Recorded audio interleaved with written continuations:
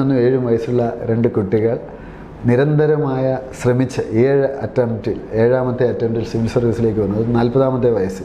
പലരും പ്രിപ്പറേഷൻ അവസാനിപ്പിക്കണം എന്ന് ചിന്തിക്കുന്ന ഈ ഒരു പ്രായത്തിൽ സിവിൽ സർവീസിലേക്ക് വരുമ്പോൾ ഈ കഴിഞ്ഞൊരു ജേണി എങ്ങനെയാണ് നോക്കിക്കാണുന്നത്? First of all thank you സാറിൻ്റെ ഇൻട്രൊഡക്ഷന് വേണ്ടി. കഴിഞ്ഞൊരു ജേണി നോക്കുവാണെങ്കിൽ എനിക്ക് തിരിഞ്ഞ് നോക്കാൻ തന്നെ പേടിയാവുന്നു. കാര്യം അത്രയ്ക്ക് ഡിഫിക്കൽട്ടായിരുന്നു എന്ന് എനിക്കിപ്പോൾ തോന്നുന്നു. കാര്യം ഞാൻ അതിന് ടൈം കണ്ടെത്തുക, പഠിക്കാനായിട്ട് ടൈം കണ്ടെത്തുകയായിരുന്നു എനിക്ക് ഏറ്റവും ഡിഫിക്കൽട്ടായിട്ടുള്ള ടാസ്ക്. അപ്പോൾ അതെങ്ങനെയൊക്കെയോ മാനേജ് ചെയ്തു. ഈ ഒരു റാങ്കിൽ ഈ ഒരു സമയത്ത് കിട്ടി. എങ്കിലും ഈ ജോലിയുടെ ഉത്തരവാദിത്തം, വീട്ടിലെ ഉത്തരവാദിത്തം, അപ്പോൾ അതിനിടയ്ക്ക് അപ്പോൾ നേരത്തെ എണീറ്റ് സമയം കണ്ടെത്തി വരുന്നത് എങ്ങനെ ഇതെല്ലാം കൂടെ മാനേജ് ചെയ്തു? പലരും ചോദിക്കുന്ന ഒരു ചോദ്യമാണ്.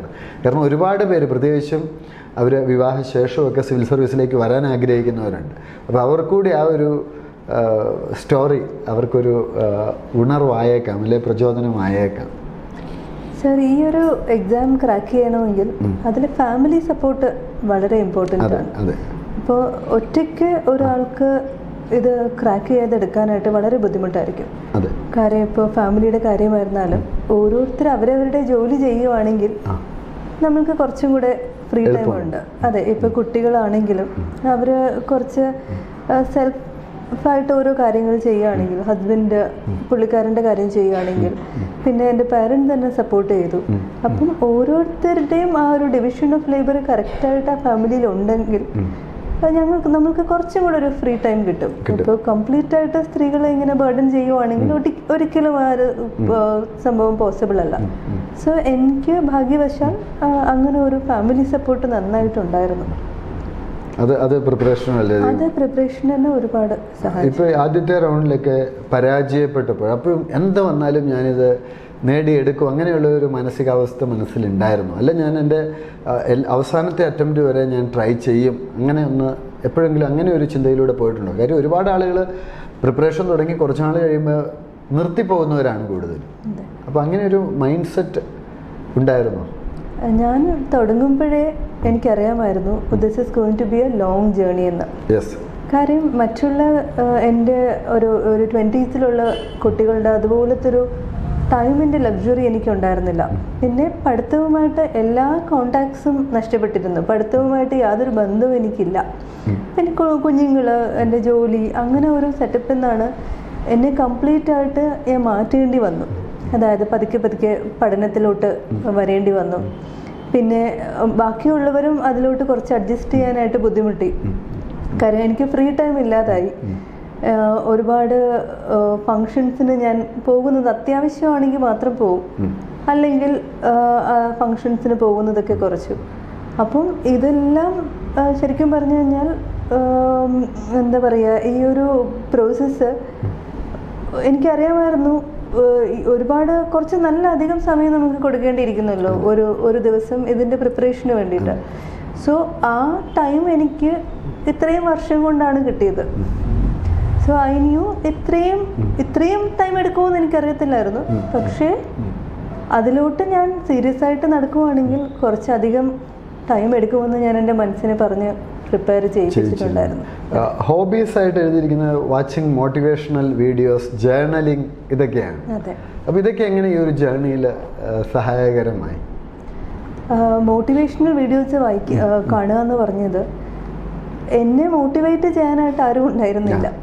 അതാണ് സ്വയം മോട്ടിവേറ്റ് ചെയ്യുക. അതെ, എന്ന് വെച്ചാൽ ഞാൻ തളരുവാണെങ്കിൽ അത് സ്വന്തമായിട്ട് തന്നെ ഞാൻ അതിൽ നിന്ന് കരകയറേണ്ടി വന്നിട്ടുണ്ട്. സോ അങ്ങനെയാണ് ശരിക്കും പറഞ്ഞു കഴിഞ്ഞാൽ എന്നെ സ്വന്തമായിട്ട് ഞാൻ കരകയറ്റാനായിട്ടാണ് മോട്ടിവേഷണൽ വീഡിയോസ് കണ്ടു തുടങ്ങിയത്. പിന്നെ ജേർണലിംഗ് എന്ന് പറയുമ്പോൾ അത് റെഗുലറായി ചെയ്യാൻ ഞാൻ ശ്രമിച്ചിരുന്നു. പക്ഷേ അത് മെയിനായിട്ട് ചെയ്തു തുടങ്ങിയെന്ന് വെച്ചാൽ എനിക്കൊരു ക്ലാരിറ്റി കിട്ടാൻ വേണ്ടിയിട്ടായിരുന്നു. പലപ്പോഴും കുറച്ച് ടഫായിട്ടുള്ള ലൈഫിൻ്റെ സിറ്റുവേഷൻസ് വരുമ്പോൾ നമുക്ക് ആ ഒരു എന്താണ് സംഭവിക്കുന്നതെന്നൊരു മനസ്സിലാവത്തില്ല. നമ്മളുടെ മിസ്റ്റേക്കാണോ, സറൗണ്ടിങ്സിൻ്റെ ആണോ, സോ ആ ഒരു ക്ലാരിറ്റി കിട്ടാൻ വേണ്ടി ആ ഒരു സിറ്റുവേഷൻ ഞാൻ എഴുതി നോക്കുമായിരുന്നു. സോ അങ്ങനെയാണ് എൻ്റെ അടുത്ത് തന്നെ ഞാൻ സ്വന്തമായിട്ട് സംസാരിക്കുന്ന രീതിയിൽ ഞാൻ തന്നെ എൻ്റെ കൗൺസിലറായി, ഞാൻ തന്നെ എന്നെ സമാധാനിപ്പിക്കാൻ തുടങ്ങി. സോ ആ ഒരു പ്രക്രിയയാണ് ശരിക്കും പറഞ്ഞാൽ ഈ മോട്ടിവേഷണൽ വീഡിയോസും ഈ ജേർണലിങ്ങും ഒക്കെ എത്തിച്ചത്. അതെ. ഓക്കെ. അപ്പോൾ പലപ്പോഴും ഈ ഒരു കുടുംബിനിയാണ്, ഉദ്യോഗസ്ഥയാണ്, ഇപ്പോൾ ഫാമിലിയുടെ ചടങ്ങുകളിലൊന്നും എല്ലാത്തിലും പോകാൻ പറ്റാതെ വരില്ല. അപ്പോൾ ആളുകളൊക്കെ അന്വേഷിച്ചില്ലേ ഇതെന്തുകൊണ്ടാണ്, അല്ലെങ്കിൽ അങ്ങനെ ചോദിക്കാറുണ്ടായിരുന്നോ? എന്താ നീ വരാത്ത, കല്യാണത്തിന് വരാത്ത, അങ്ങനെയൊക്കെയുള്ള ഒരു ഇതുണ്ടായിരുന്നോ? ഡെഫിനറ്റ്ലി അങ്ങനെ ചോദ്യങ്ങൾ ഒരുപാട് ഉണ്ടായിട്ടുണ്ട്. അപ്പോൾ എനിക്ക് തോന്നുന്നു എൻ്റെ ഹസ്ബൻഡ് എങ്ങനെയൊക്കെയോ മാനേജ് ചെയ്തു. കാര്യം ഞാൻ സ്ട്രിക്റ്റ് ആയിട്ട് പറഞ്ഞിട്ടുണ്ടായിരുന്നു, ഞാൻ പ്രിപ്പയർ ചെയ്യുന്ന കാര്യം എനിക്ക് ഹസ്ബൻഡിനോടും എൻ്റെ പേരൻസിനോടും പറഞ്ഞേ പറ്റുള്ളായിരുന്നു. ബിക്കോസ് എനിക്ക് അവരുടെ സപ്പോർട്ട് വേണമായിരുന്നു. പക്ഷേ you have to respect my privacy. ആരെങ്കിലും ആരെന്ത് ചോദിച്ചാലും മാനേജ് സംഹൗ എന്ന് ഞാൻ പറയുമായിരുന്നു. പക്ഷെ ഒരുവിധമൊക്കെ എനിക്ക് തോന്നുന്നു ഹസ്ബൻഡ് എന്നെ ആ ഒരു കാര്യത്തിൽ പ്രൊട്ടക്ട് ചെയ്തു, സപ്പോർട്ട് കിട്ടി. ഹസ്ബൻഡും അച്ഛനും അമ്മയും. മക്കൾക്ക് എന്താണ് ഒരു ഈ ഒരു റിസൾട്ട് വന്നതിന് ശേഷം മക്കളുടെ ഒരു റെസ്പോൺസ് എങ്ങനെയായിരുന്നു? അല്ലെങ്കിൽ അമ്മ എന്നുള്ള രീതിയിൽ നിസയുടെ ഒരു മാനസികാവസ്ഥ എന്തായിരുന്നു? ഫസ്റ്റ് ഓഫ് ഓൾ ഞാൻ എങ്ങനെ കുറച്ചെങ്കിലും ബോൾഡായിട്ട് ഓരോ അറ്റംപ്റ്റ്സ് കൊടുത്തിരുന്നെന്ന് പറഞ്ഞു കഴിഞ്ഞാൽ അതിൻ്റെ മെയിൻ റീസൺ എൻ്റെ മക്കളാണ്. കാര്യം ഇപ്പം കുട്ടികളാകുമ്പോഴത്തേക്കും അവരിങ്ങനെ ട്രൈ ചെയ്തുകൊണ്ടിരിക്കുമല്ലോ. ആ ഒരു ഫെയിലിയർ എന്ന് പറയുന്ന കാര്യം അവരെ ബോധർ ചെയ്യാറില്ല. സോ ഞാനിങ്ങനെ ഓരോ എക്സാം ഇങ്ങനെ ഫെയിൽ ചെയ്യും, തോറ്റു പോകുമ്പോഴത്തേക്കും എൻ്റെ മക്കൾ വന്ന് പറയും, അമ്മ അതിനിപ്പോൾ എന്താ, ഒന്നുകൂടെ ട്രൈ ചെയ്യും എന്ന് പറയും. അപ്പം അവര് ഇപ്പോൾ ഞാൻ എൻ്റെ ഹാൻഡ് റൈറ്റിംഗ് വളരെ മോശമായിരുന്നു. പക്ഷെ എൻ്റെ മോള് 5 വയസ്സുണ്ടായിരുന്നു, 5 വയസ്സോ 6 വയസ്സോ ഉണ്ടായിരുന്നു. അപ്പോൾ എൻ്റെ മോളുടെ ഹാൻഡ് റൈറ്റിംഗ് വളരെ നല്ലതാണ്, കാലിഗ്രാഫിക് ഹാൻഡ് റൈറ്റിംഗ് പോലാണ് ഇരിക്കുന്നത്. സോ അവളൊരു ദിവസം വന്ന് പറഞ്ഞു, ഞാൻ അമ്മയ്ക്ക് നല്ല ഹാൻഡ് റൈറ്റിംഗ് പഠിപ്പിച്ചു തരാം എന്ന് പറഞ്ഞു. അപ്പോൾ ഞാൻ വിചാരിച്ചു അത് പഠിക്കാം എന്ന് പറഞ്ഞ് അവൾ എന്നെ പഠിപ്പിച്ചു തന്നു. സോ ശരിക്കും പറഞ്ഞാൽ ഇപ്പം എൻ്റെ ഹാൻഡ് റൈറ്റിംഗ് അത്യാവശ്യം നല്ലതാണ്. അത് അവളിൽ നിന്ന് ഞാൻ പഠിച്ചതാണ്. സോ ഇപ്പോൾ എന്തെങ്കിലും ഞാനൊന്ന് തളർന്നിരിക്കുവാണെങ്കിൽ അവർ എൻ്റെ ബുക്കിൽ ഓരോ ചെറിയ സ്നിപ്പറ്റ്സ് ആയിട്ടൊക്കെ എഴുതി വെക്കും, mom you can do it എന്നൊക്കെ ഉള്ള ഇത് വരും, ഇങ്ങനെ എഴുതി വെക്കും. സോ ഒരു സർട്ടൻ ലെവൽ കഴിഞ്ഞപ്പം എനിക്ക് അവരെ തന്നെ ഒന്ന് കാണിക്കണമായിരുന്നു. അതായത് what will happen if you persist. എന്ത് ഡിഫിക്കൽട്ടായിട്ടുള്ളൊരു സിറ്റുവേഷനിലും നമ്മൾ പിടിച്ചു നിന്നാൽ എന്ത് വ്യത്യാസം വരുമെന്ന് എനിക്ക് അവർക്കൊന്ന് കാണിക്കണമെന്ന് തോന്നി. ഒരു റോൾ മോഡൽ ആവണം മക്കളുടെ മുമ്പിൽ, നമ്മൾ തന്നെ ഒരു റോൾ മോഡലായി ജീവിതം അവർക്ക് കാണിച്ചു കൊടുക്കുക, അങ്ങനെ എനിക്ക് തോന്നിയിട്ടുണ്ടായിരുന്നു. സോ ആ ഒരു രീതിയിൽ ഞാൻ പലതും ചെയ്യാൻ ശ്രമിച്ചിട്ടുണ്ട്. പിന്നെന്ന് പറഞ്ഞാൽ ഈ ഒരു പരീക്ഷ കിട്ടിയപ്പോൾ അതിന്റെ മാഗ്നിറ്റ്യൂഡ് എത്രയാണെന്ന് എൻ്റെ മക്കൾക്ക് അറിയത്തില്ല. But they are very happy. അമ്മയുടെ ഫോട്ടോ പത്രത്തിൽ വരുന്നു, അമ്മയുടെ ഇന്റർവ്യൂസ് ഒക്കെ വരുന്നു. അപ്പം അതിനൊക്കെ വളരെ ഹാപ്പിയായി. ഈ ഒരു ജേർണിയിലേക്ക് പോകുമ്പോൾ എല്ലാ ഒരു ഹാപ്പി മൊമെൻറ്റ്സ് മാത്രമല്ലല്ലോ, ഒരുപാട് നമ്മൾ പെയിൻഫുൾ ആയിട്ടുള്ള ബുദ്ധിമുട്ടുകൾ നിറഞ്ഞ മൊമെൻറ്റ്സിലൂടെയൊക്കെ കടന്നു പോയിട്ടുണ്ടാകും. അങ്ങനെയുള്ള എന്തെങ്കിലും സിറ്റുവേഷൻസ് മറ്റോ ഓർമ്മയിൽ വരുന്നതുണ്ടോ? വളരെ ചലഞ്ചിങ് ആയിട്ടുള്ള ഏതെങ്കിലും തരത്തിൽ നമ്മളെ ഇൻസൾട്ട് ചെയ്യപ്പെട്ടതോ അല്ലെ വേദനിപ്പിക്കുന്നതോ ആയിട്ടുള്ള അനുഭവങ്ങളൊക്കെ ഉണ്ടായിട്ടുണ്ടോ? അല്ലെങ്കിൽ നിന്നെ കൊണ്ട് പറ്റില്ല എന്നൊക്കെ ചിലർ പറയാം. കാര്യം ഇപ്പോൾ ഒരു സിവിൽ സർവീസ് ആസ്പിരൻറ്റിൻ്റെ ജേർണി എന്ന് പറയുന്ന റിസൾട്ട് വരുമ്പോൾ എല്ലാവരും നമുക്ക് വേണ്ടി കൈയടിക്കുമെങ്കിലും ഇതുവരെയുള്ള ജേർണി എന്ന് പറയുന്ന അത്ര ഒരു ഈസി ടാസ്ക് അല്ലല്ലോ. അതെ, എസ്പെഷ്യലി ഈ ഒരു 6-7 വർഷം എന്ന് പറയുന്നത് ഡെഫിനറ്റ്ലി ഇപ്പം നമ്മളുടെ അടുത്തുള്ളവരാണെങ്കിലും നമ്മൾ അധികം അറിയാത്തവരാണെങ്കിലും നമ്മളൊരു റിസൾട്ടും കാണിക്കുന്നില്ലല്ലോ. എത്രയും നാളായിട്ട് നമ്മൾ പഠിച്ചുകൊണ്ടിരിക്കുന്നു, പക്ഷേ it is not translating into ഒരു റിസൾട്ട് ഇമ്മീഡിയറ്റ് റിസൾട്ടിലേക്ക് വരുന്നില്ല. അപ്പോൾ ഡെഫിനറ്റ്ലി അവർക്ക് തന്നെ അവരത് ജസ്റ്റിഫൈഡ് ആണ് അവരത് ചോദിക്കുന്നതിൽ. നിന്നെ കൊണ്ട് പറ്റുമോ, ഇതുവരെയ്ക്കും ഒരു പ്രിലിംസ് പോലും പാസ്സായില്ലല്ലോ, അങ്ങനെയുള്ള ചോദ്യം നമ്മൾ ശരിക്കും പ്രതീക്ഷിക്കണം. അതിലാരെയും നമ്മൾ കുറ്റം പറഞ്ഞിട്ട് കാര്യമില്ല. അത് മനസ്സിലാക്കിയിട്ട് വേണം നമ്മൾ ഈ ഒരു ജേർണിയിലേക്ക്. അതിൽ നമ്മൾ തളർന്നു പോകാൻ പാടില്ല. ഒരുപക്ഷെ നമ്മളാണ് എതിർവശത്തെങ്കിൽ ചിലപ്പോൾ ഇതുപോലത്തെ ചോദ്യങ്ങൾ നമ്മളും ചോദിച്ചെന്നിരിക്കാം. പക്ഷെ സോ അങ്ങനത്തെ ഒരുപാട് എക്സ്പീരിയൻസുകൾ ഉണ്ടായിട്ടുണ്ട്. പക്ഷെ അതൊക്കെ ഞാൻ ചെയ്തതെന്ന് പറഞ്ഞു കഴിഞ്ഞാൽ ഞാൻ അതിനൊന്നും റെസ്പോണ്ട് ചെയ്യാൻ പോകാറില്ല. പ്രൈവറ്റ് ആയിട്ട് യെസ്, നമ്മൾ ഫ്രണ്ട്സിനെ വിളിക്കും, കരയും, ഇതെന്ത് സംഭവം എന്നൊക്കെ പറഞ്ഞ് ഡെഫിനറ്റ്ലി ഉണ്ട്. പക്ഷെ പുറമേ ഒരു ബോൾഡ് ഫേസ് കാണിക്കാനായിട്ട് അതിനെ ഓവർകം ചെയ്ത് തന്നെയാണ് മുൻപോട്ടേക്ക് ശ്രമിച്ചത്. പലപ്പോഴും നമുക്ക് കേൾവി പരിമിതി ഉള്ളപ്പോൾ നമ്മുടെ ലിപ് റീഡിംഗ് ഒക്കെ വളരെ നമുക്ക് കുറേ സ്കിൽസ് അഡീഷണൽ ആയിട്ടുണ്ടാകും. ഇപ്പോൾ ഒരു ഉദാഹരണമായിട്ട് പറഞ്ഞാൽ ലിപ് റീഡ് ചെയ്ത് മറ്റുള്ളവർ എന്താണ് സംസാരിക്കുന്നത് എന്നുള്ളത് നമുക്ക് മനസ്സിലാക്കാൻ സാധിക്കും. അപ്പോൾ ഈ പഠന കാലഘട്ടത്തിൽ ഈ വെല്ലുവിളികളെയൊക്കെ എങ്ങനെയാണ് നേരിട്ട് കേൾവി പരിമിതിയുടെ വെല്ലുവിളികളെയൊക്കെ ഒരു പരിധിവരെ നമുക്ക് എങ്ങനെയാണ് നേരിടാൻ സാധിച്ചത്? ഈ സർ പറഞ്ഞ പോലെ ഒരു ക്ലാസ് ലിസൺ ചെയ്യുന്നത് വളരെ ഡിഫിക്കൽട്ടാണ്. അതായത് ഒന്നുകിൽ നമുക്ക് നോട്ട് എഴുതാൻ പറ്റും, അല്ലെങ്കിൽ കേട്ടുകൊണ്ടിരിക്കാൻ പറ്റും. ഇതിൽ രണ്ടിൽ ഏതെങ്കിലും ഒരു കാര്യമേ ചെയ്യാൻ പറ്റത്തുള്ളൂ. കാര്യം അവർ പറയുന്നത് കേട്ട് നമുക്ക് നോട്ട് എഴുതാൻ പറ്റത്തില്ല. നമ്മൾ എന്തെങ്കിലും നോട്ട്സ് ചെയ്താൽ നിന്ന് കഴിഞ്ഞാൽ ക്ലാസ് മിസ്സാവും. സോ അത് വളരെ ഡിഫിക്കൽട്ടായിട്ടുള്ളൊരു കാര്യമാണ്. പക്ഷെ പിന്നെന്ന് വെച്ചാൽ വീഡിയോസിന്റെ കൂടെ ഇപ്പൊ സബ് ടൈറ്റിൽസ് ഉണ്ടല്ലോ, അതും ഞാൻ കൂടുതലും റീഡിങ് കണ്ടന്റ്സ് വായിച്ച് പ്രിപ്പയർ ചെയ്യുക. ഫോക്കസ് അറ്റൻഷൻ നമുക്ക് കൂടുതലായിരിക്കും മറ്റുള്ളവരെ അപേക്ഷിച്ച്. നമുക്ക് കുറച്ചുകൂടെ നന്നായിട്ട് ഫോക്കസ് ചെയ്യാൻ സാധിക്കും. അതെ, അങ്ങനെ തന്നെയാണ് വായനയും വീഡിയോസ് വാച്ച് ചെയ്യുന്നതും ഒക്കെ തന്നെയാണ് ചെയ്തിട്ടുണ്ടായിരുന്നത്. പിന്നെ എന്റെ പ്രിപ്പറേഷൻ വളരെ എലോൺ. ഒരു നമുക്കൊരു പിയർ ഗ്രൂപ്പ് ഇല്ല. കാര്യം സോളോ പ്രിപ്പറേഷനിലാണ് തുടങ്ങിയവരാരും കൂടെ പിന്നെ കണ്ടിന്യൂ ചെയ്തില്ല. സോ ആ ഒരു ഒറ്റയ്ക്കായിരുന്നു എന്നെ കൊണ്ട് പറ്റുന്ന രീതിയിലൊക്കെ ഞാൻ ചെയ്തു പോകുന്നത്.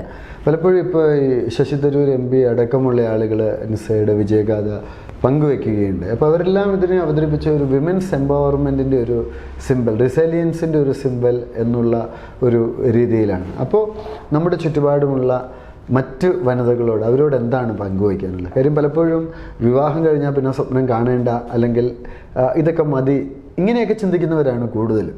അപ്പോൾ ഒരു സോഷ്യൽ സ്റ്റിഗ്മാസ് പലയിടങ്ങളിലുണ്ട്. അപ്പോൾ ഇനിയുള്ള അങ്ങനെയുള്ള ആളുകളോട്, സ്വപ്നം കാണാൻ ആഗ്രഹിക്കുന്നവരോട് എന്താണ് പറയുവാനുള്ളത്?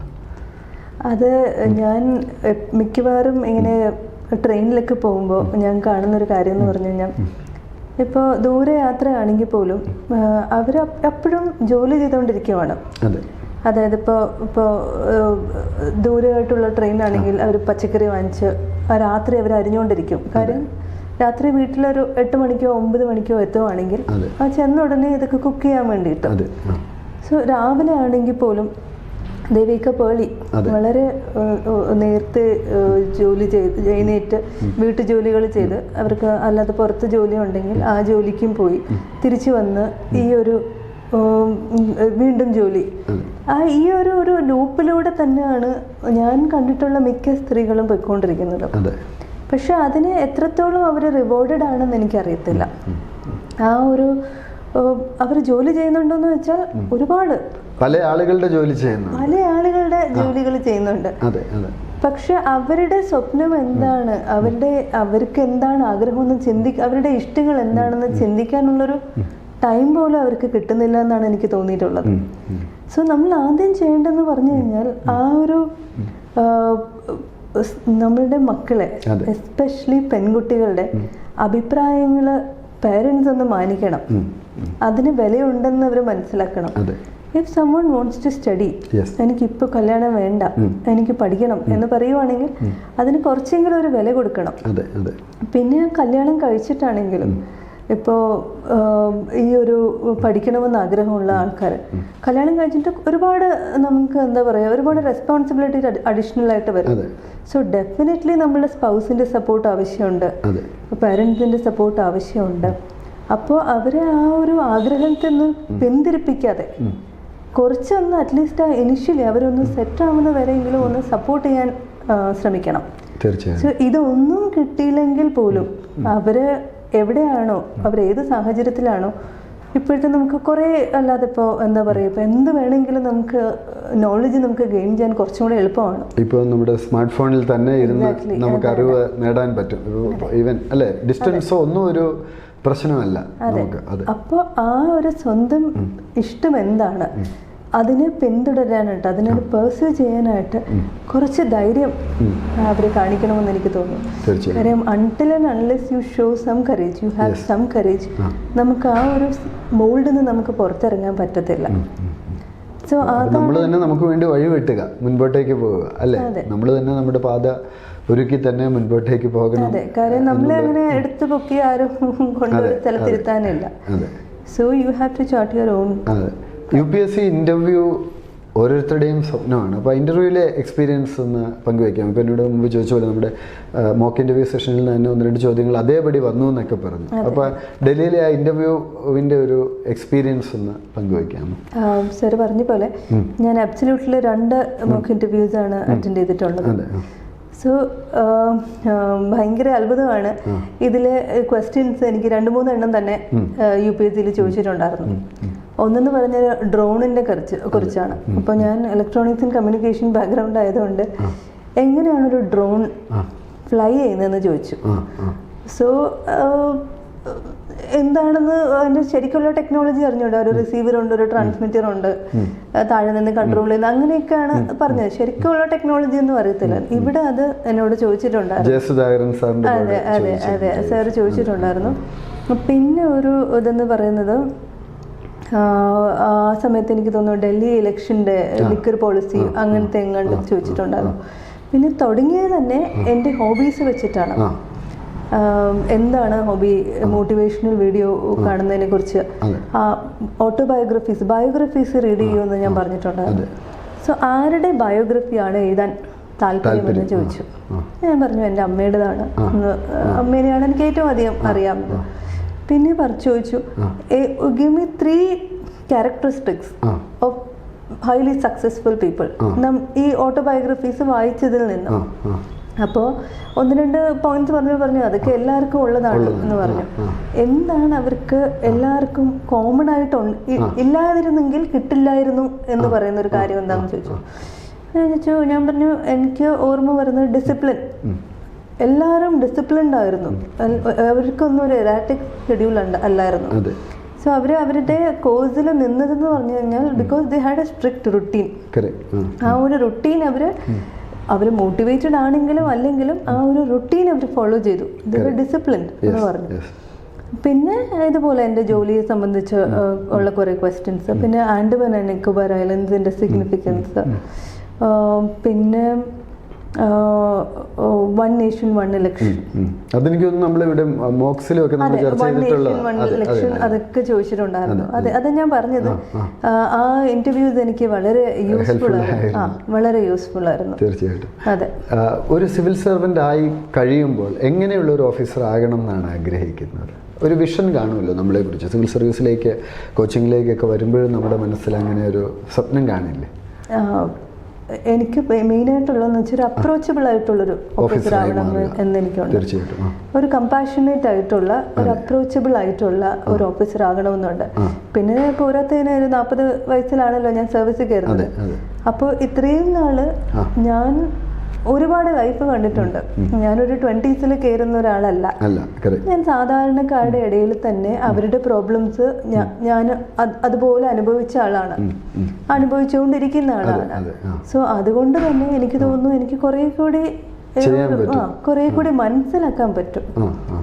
ചെയ്യാനുള്ള ഓപ്പർച്യൂണിറ്റി കിട്ടുവാണെങ്കിൽ ചെയ്യുകയും ചെയ്യും. സോ അങ്ങനെ ഒരു അപ്രോച്ചബിളുമായിട്ട് ഒരു കമ്പാഷനേറ്റ് ഓഫീസർ ആവണമെന്നാണ് എനിക്ക് താല്പര്യം. അപ്പോൾ ഈ ഒരു അനുഭവ സമ്പത്ത് അല്ലേ നമുക്ക് ജോലിയിലും അത് തീർച്ചയായിട്ടും വളരെ കാര്യം. ഒരുപാട് ആളുകളെ കാണുന്നവരുടെ പ്രശ്നങ്ങളിലൂടെയൊക്കെ കടന്നു പോകുന്നു എന്നുള്ളത് വലിയൊരു പോസിറ്റീവായിട്ടുള്ള ഒരു കാര്യമാണ്.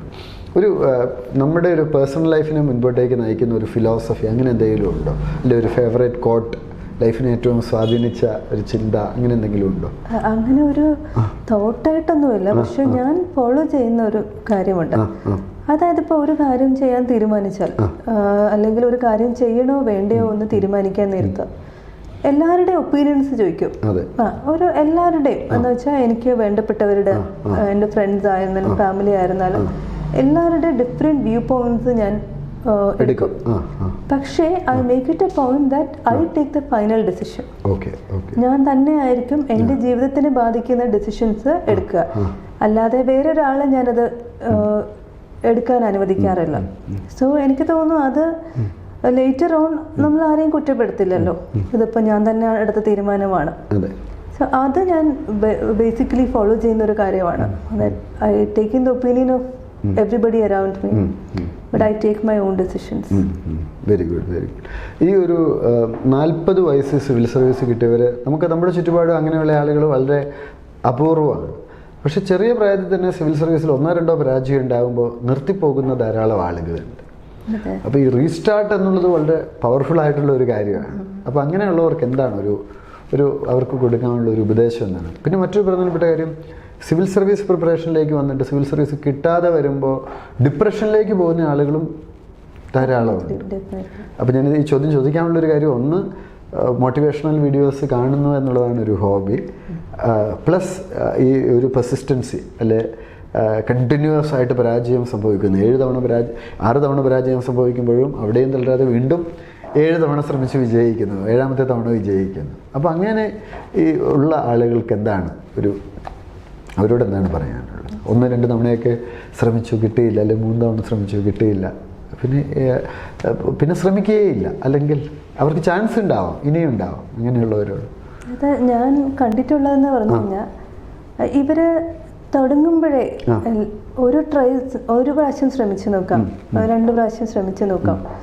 അവർ ആ ഒരു ഫെയിലിയർ മൈൻഡ് സെറ്റിൽ തന്നെയാണ് ഈ എക്സാം അപ്രോച്ച് ചെയ്യുന്നതെന്ന് എനിക്ക് തോന്നിയിട്ടുണ്ട്.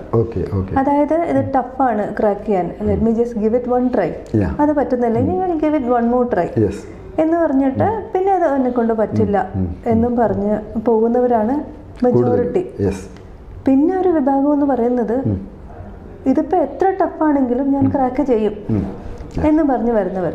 അപ്പോൾ ഇൻഹെറന്റ് ആയിട്ട് നമ്മൾ എത്രമാത്രം പാഷനറ്റ് ആണ് ആ ഒരു സാധനം നമ്മളുടെ കയ്യിൽ കിട്ടാൻ വേണ്ടിയിട്ട്, അതാണ് പിന്നെയുള്ള നമ്മളുടെ ഡെസിഷൻസിനെ ഒരു പരിധി വരെ മുൻപോട്ട് നയിക്കും. സക്സസ് മൈൻഡ് സെറ്റോട് കൂടി വേണം നമ്മൾ ഇതിലേക്ക് ഇറങ്ങാൻ. ഡെഫിനറ്റ്ലി എനിക്ക് വിജയം കിട്ടിയേ തീരൂ അല്ലെ, ആ ഒരു മൈൻഡ് സെറ്റ്. അതെ, എനിക്ക് എൻ്റെ പൂർണ്ണമായും എനിക്ക് എൻ്റെ കംപ്ലീറ്റ് ആയിട്ടുള്ള എഫേർട്ട് ഒരു സാധനത്തിൽ കൊടുക്കണമെന്നുണ്ടെങ്കിൽ I should first believe that I am worthy of that. Yes.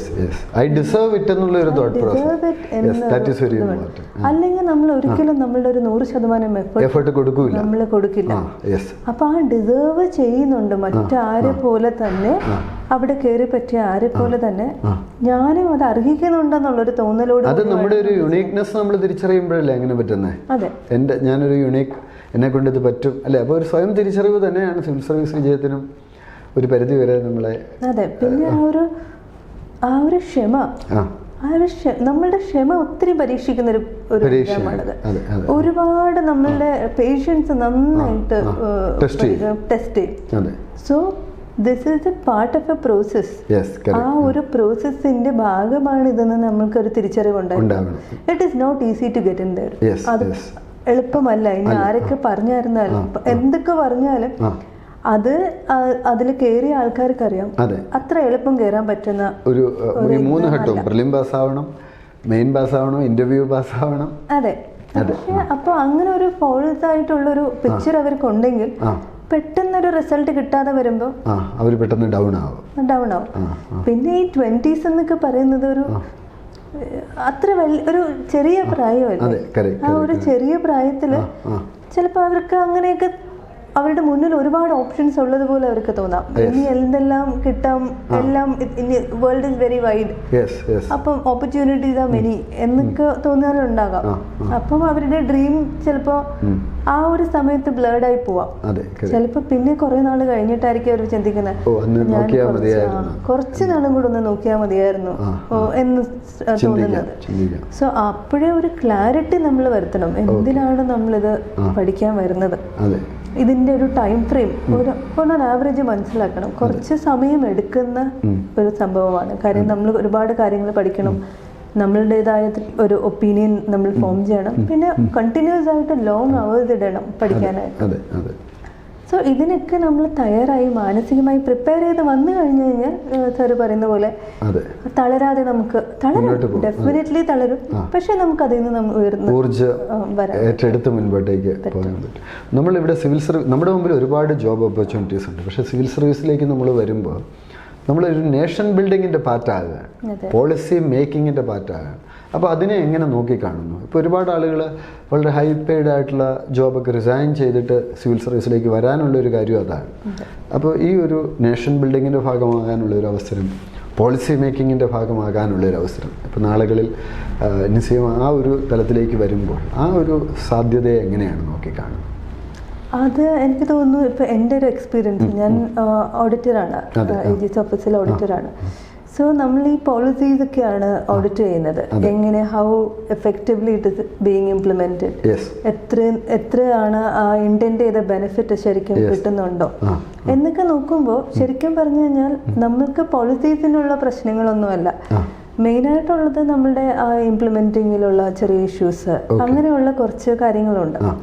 So എനിക്ക് തോന്നുന്നു ഇപ്പം ഈ പോളിസി മേക്ക് ചെയ്യുന്ന ആൾക്കാർക്ക് ശരിക്കും ഒരു റിയൽ ലൈഫ് എക്സ്പീരിയൻസ് ഉണ്ടെങ്കിൽ, അവർ ആ ഗ്രൗണ്ട് റിയാലിറ്റീസ് അവർ കുറച്ചുകൂടെ ഒക്കെ മനസ്സിലാക്കുകയാണെങ്കിൽ അവർക്ക് മനസ്സിലാവും എല്ലാം വൺ സൈസ് ഫിറ്റ്സ് ഓൾ അല്ല.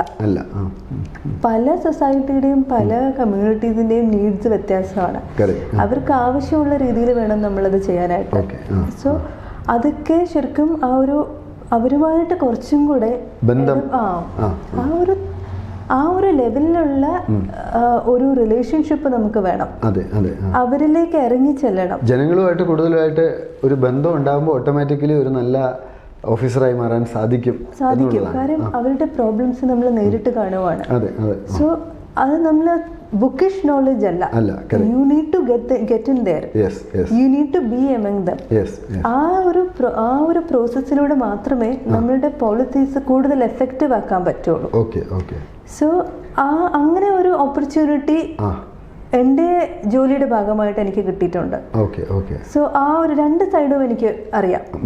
ലൈക്ക് പോളിസി മേക്കിങ്ങിന്റെ ആ ഒരു ഇഷ്യൂസും അറിയാം, അവിടെ എങ്ങനെയാണ് ഇംപ്ലിമെന്റേഷൻ സ്റ്റേജും അറിയാം.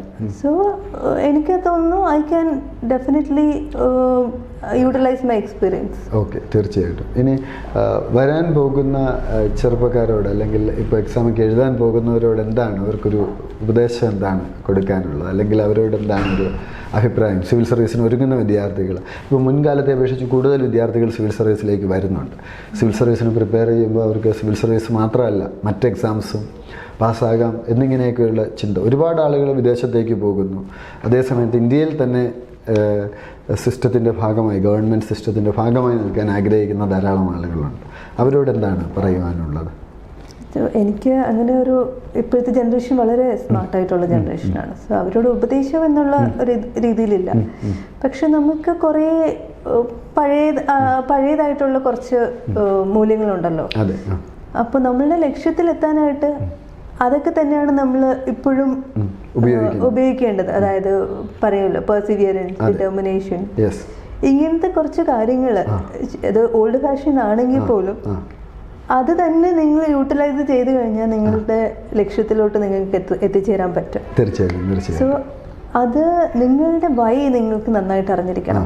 Y you are coming into this civil services. So അത് വെൽ ഡിഫൈൻഡ് ആയിരിക്കണം. പിന്നെ രണ്ടാമത്തെ കാര്യം എന്ന് വെച്ചാൽ നിങ്ങൾ ശരിക്കും നിങ്ങൾ തന്നെ മനസ്സിലാക്കാൻ ശ്രമിക്കണം. നമ്മുടെ ഒരു സോട്ട് അനാലിസിസ്, നമ്മുടെ സ്ട്രെങ്തും വീക്ക്നെസ്സും ഒക്കെ തിരിച്ചറിഞ്ഞുകൊണ്ടുള്ളൊരു പ്രിപ്പറേഷനാണോ ഉദ്ദേശിക്കുന്നത്? അതായത് കാര്യം എല്ലാവർക്കും നമ്മൾ മോട്ടിവേറ്റ് ചെയ്യാനിരിക്കുന്നവരല്ല. അത് നമ്മൾ ഒരിക്കലും പ്രതീക്ഷിക്കുകയും ചെയ്യരുത്. കാര്യം ആൾക്കാർക്ക് അവരുടേതായ ഒരു ലൈഫുണ്ട്. സോ എപ്പോഴും നമ്മൾ തളരുമ്പോൾ നമുക്ക് ഒരാളുടെ സപ്പോർട്ട് ചെയ്യും അങ്ങനെ ചെയ്യരുത്. നിങ്ങൾ സ്വന്തമായിട്ട് സെൽഫ് സഫിഷ്യൻ്റ് ആകാൻ ശ്രമിക്കുക. ഒരു താഴ്ച വന്നു കഴിഞ്ഞാൽ സ്വന്തമായിട്ട് അതിൽ നിന്ന് കരകയറാൻ ശ്രമിക്കുക. ഒരു പ്രോബ്ലം വന്നു കഴിഞ്ഞാൽ അതിനെ ഫേസ് ചെയ്ത് എങ്ങനെ അത് ഓവർകം ചെയ്യാൻ പറ്റുക എന്ന് നോക്കുക. പിന്നെ തളർന്നിരിക്കാൻ വളരെ എളുപ്പമാണ്, വേറൊരാളെ ബ്ലെയിം ചെയ്യാൻ വളരെ എളുപ്പമാണ്. സോ നമ്മുടെ മുമ്പിലുള്ള സാധ്യതകൾ എന്തൊക്കെയാണോ അത് ഉപയോഗിച്ച് നമ്മുടെ റിസോഴ്സസ് ഉപയോഗിച്ച് മുമ്പോട്ട് ആ ഒരു പ്രായം, ആ ഒരു ചെറുപ്പകാലം എന്ന് പറയുന്നത് അത് മാക്സിമം നമ്മളുടെ എന്തൊക്കെ ചെയ്യണമെന്ന് പ്രയോറിറ്റൈസ് ചെയ്തിട്ട് അതിന് എനർജി സ്പെൻഡ് ചെയ്യണം, ഉപയോഗിക്കുക. താങ്ക് യു നിസ. അപ്പോൾ നമ്മൾ വളരെ വ്യത്യസ്ത മേഖലകളിലൂടെ കടന്നുപോയി വ്യത്യസ്തമായ അഭിപ്രായങ്ങൾ പങ്കുവച്ചു. ഇത്രയും നേരം നമ്മളോട് സംസാരിച്ചതിന് വളരെ നന്ദി. Thank you so much.